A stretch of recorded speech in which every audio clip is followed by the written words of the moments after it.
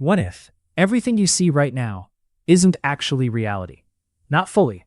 Your brain is not a camera. It's a prediction machine.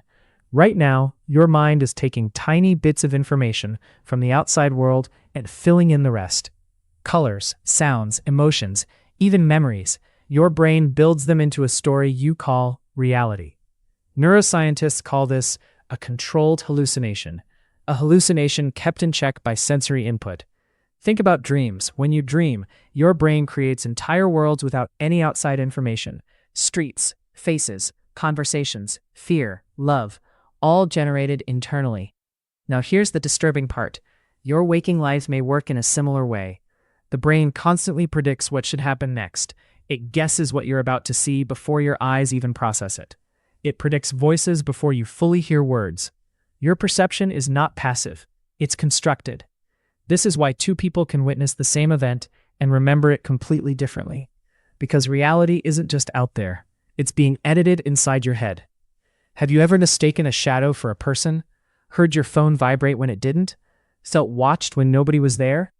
That's your brain filling in gaps, and sometimes it gets it wrong. Psychologists discovered that perception depends heavily on expectation. If you expect danger, neutral faces look threatening.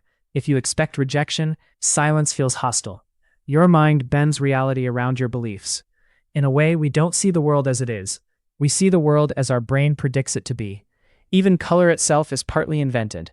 The color red doesn't exist out there in the universe. There are only wavelengths of light. Your brain translates those wavelengths into experiences. Reality is not raw data, it's interpretation. And social reality works the same way.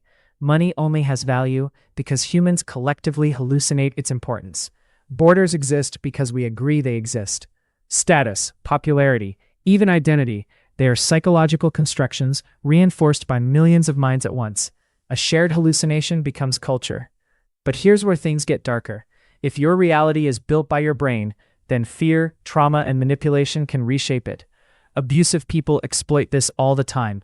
They repeat lies until your mind starts predicting them as truth. Gaslighting works because the brain trusts familiar patterns more than objective facts.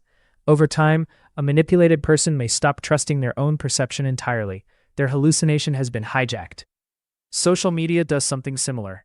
Algorithms feed your brain the same beliefs again and again, slowly changing what feels normal. Eventually, your perception of reality shifts without you noticing. You don't just consume information. Information rewires the world you experience. If reality is partly constructed, then awareness gives you power. Meditation, therapy, and self-reflection help people notice the filters shaping their perception. You begin separating raw reality from mental prediction.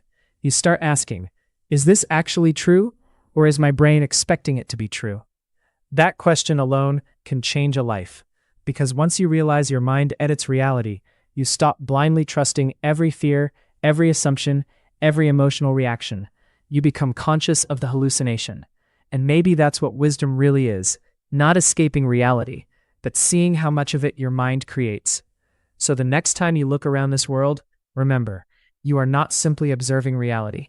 You are actively generating it. Every second, inside the dark universe of your own